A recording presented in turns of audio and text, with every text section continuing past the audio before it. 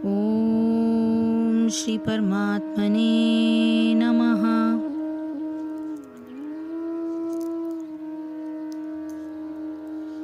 ज्ञेयः सः नित्यसन्न्यासी यः द्वेष्टि न काङ्क्षति निर्द्वन्द्व हि महाबाहो सुखम बंधात प्रमुच्यते। ज्ञेय यानी जानना चाहिए, सह वह, नित्य यानी सदैव, सन्यासी सन्यासी, यह जो न कभी भी, द्वेष्टि यानी घृणा करता है, न तो कांक्षति इच्छा करता है, निर्द्वंद समस्त द्वैतताओं से मुक्त, ही निश्चय ही, महाबाहो हे बलिष्ठ भुजाओं वाले, सुखम सुखपूर्वक, बंधात बंधन से, प्रमुच्यते पूर्णतया मुक्त हो जाता है। जो पुरुष न तो कर्मफलों से घृणा करता है और न कर्मफल की इच्छा करता है, वह नित्य सन्यासी जाना जाता है। हे महाबाहो अर्जुन, ऐसा मनुष्य समस्त द्वंद्वों से रहित होकर भवबंधन को पार कर पूर्णतया मुक्त हो जाता है। पूर्णतया कृष्ण भावना भावित पुरुष नित्य सन्यासी है, क्योंकि वह अपने कर्मफल से न तो घृणा करता है, न ही उसकी आकांक्षा करता है। ऐसा सन्यासी भगवान की दिव्य प्रेमा भक्ति से परायण होकर पूर्ण ज्ञानी होता है, क्योंकि वह कृष्ण के साथ अपनी स्वाभाविक स्थिति को जानता है। वह भली भांति जानता रहता है कि कृष्ण पूर्ण है और वो स्वयं अंश मात्र है। ऐसा ज्ञान पूर्ण होता है क्योंकि वह गुणात्मक तथा सकारात्मक रूप से सही है। कृष्ण तादात्म्य की भावना भ्रांत है, क्योंकि अंश अंशी के तुल्य नहीं हो सकता। यह ज्ञान की एकता गुणों की है, न कि गुणों की मात्रा की। सही दिव्य ज्ञान है जिससे मनुष्य अपने आप में पूर्ण बनता है, जिसे न तो किसी वस्तु की आकांक्षा रहती है, न किसी का शोक। उसके मन में किसी प्रकार का छल कपट नहीं रहता, क्योंकि वो जो कुछ भी करता है कृष्ण के लिए करता है। इस छल कपट से रहित होकर वो इस भौतिक जगत से भी मुक्त हो जाता है।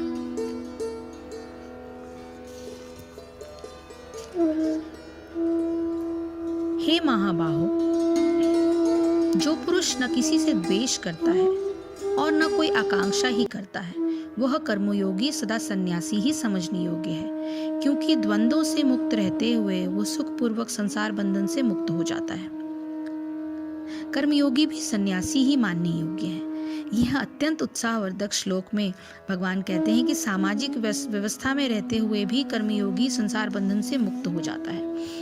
कर्म करने में स्वार्थ भाव न रहने के कारण उसकी दृष्टि कर्म के परिणाम से न तो सुख प्राप्ति की आशा पर रहती है, न दुख प्राप्ति की आशंका पर रहती है।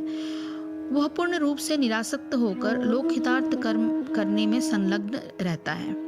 कर्तव्य कर्म करने में निरंतर व्यस्त रहने के कारण उसके मन में किसी व्यक्ति, वस्तु, परिस्थिति इत्यादि के प्रति कोई राग अथवा आकांक्षा नहीं होती। जो कुछ भी उसे प्रारब्धवश प्राप्त होता है, उसका उपयोग वो प्रस्तुतः कर्तव्य पालन में कर लेता है। उसके अतिरिक्त किसी भी पदार्थ की उसे आकांक्षा नहीं होती। साथ ही उसके मन में किसी व्यक्ति, परिस्थिति इत्यादि के प्रति कोई दोष दर्शन भी नहीं होता। अतः वह सर्वथा द्वेष से मुक्त होता है। परिणाम स्वरूप वह सुख दुख इत्यादि द्वंद्वों से सदा मुक्त रहता है।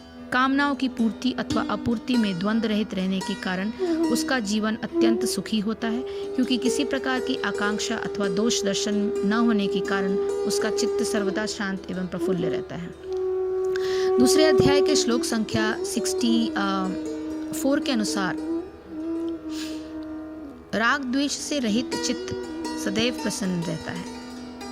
इस कारण कर्मयोगी सुगमता पूर्वक और सुख पूर्वक जीवन यापन करता हुआ समस्त बंधनों से मुक्त हो जाता है। यद्यपि वो न तो कोई सन्यासी का वेश और न कोई अन्य चिन्ह धारण करता है, तथापि हृदय के राग और द्वेष से मुक्त हो जाने के कारण वह सन्यासी ही मानने योग्य है। कुछ लोग समझते हैं कि केवल कर्म करना ही कर्मयोग का लक्षण है। अधिकांश लोगों के कर्म इच्छा पूर्ति की आशा अर्थात राग से प्रेरित होते हैं, अथवा दूसरों में दोष दर्शन अर्थात द्वेष होने से प्रेरित होते हैं। इस राग द्वेष के कारण मनुष्य उन कर्मों के फल को भोगने के बंधन से बंध जाते हैं। वे कदापि बंधन मुक्त नहीं हो सकते। इस दृष्टि से देखा जाए तो स्वार्थ सिद्धि के लिए किया गया कर्म सर्वथा योग के विरुद्ध है। अपितु कामना से प्रेरित कर्म निश्चित ही पापपूर्ण होता है तथा उसके फल से अनंत काल तक दुख का भोग करना पड़ता है। इस प्रकार के कर्म करने वाले यदि अपने को कर्मयोगी समझे तो वह नितांत भ्रम में है। इस अध्याय के दूसरे श्लोक के प्रथम पंक्ति में भगवान ने कर्म संन्यास अर्थात सांख्य योग और कर्म योग दोनों की ही श्रेय प्राप्ति में समान बताया था, किंतु संसार में प्रचलित मान्यता कुछ ऐसी है कि कदाचित संन्यास का मार्ग ग्रहण करने से भगवत प्राप्ति शीघ्र होती है। इस मान्यता का बलपूर्वक प्रतिरोध करते हुए भगवान आगे के श्लोकों की व्याख्या करते हैं। हरे कृष्ण कृष्ण कृष्ण हरे हरे, हरे राम राम राम हरे हरे। जय श्री कृष्ण, जय गुरुदेव।